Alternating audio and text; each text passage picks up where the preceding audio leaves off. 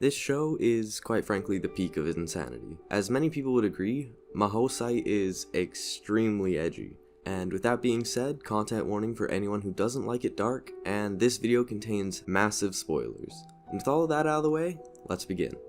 Aya Asagiri's life is a living hell. She's bullied endlessly at school, ignored by her parents, and abused by her older brother.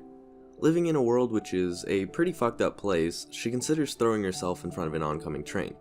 However, she hesitates and sits on the ground in her despair. She then later goes to a school and gets thrashed around by her bullies.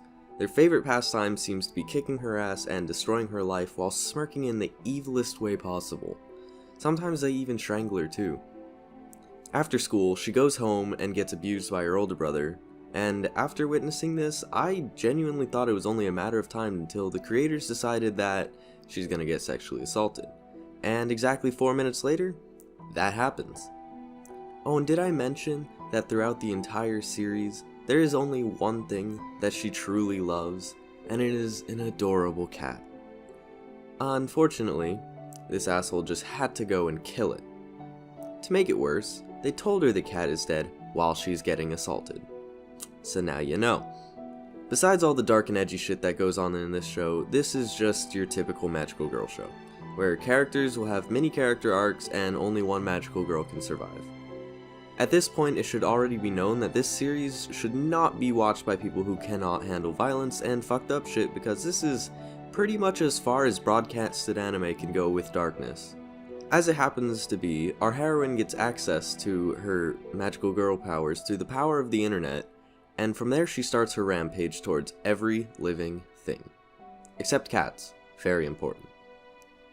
Sweet, sweet revenge will be served. And quite frankly, it's satisfying as hell.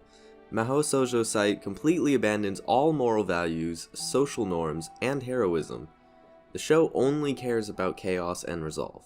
When it comes to series similar to it, it achieves exactly as much as shows like Madoka Magica, Elfen Lied, and Higurashi no Naru Koroni, but instead is much more direct with its twisted world and characters, giving exactly as little value to human lives as the gods seen in Gantz.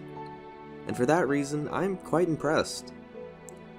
The most despicable and annoying and horrible sibling, Kaname Asagiri, and the idol Nijimi Anzawa, the ideal love-hate betrayal story gone so terribly wrong.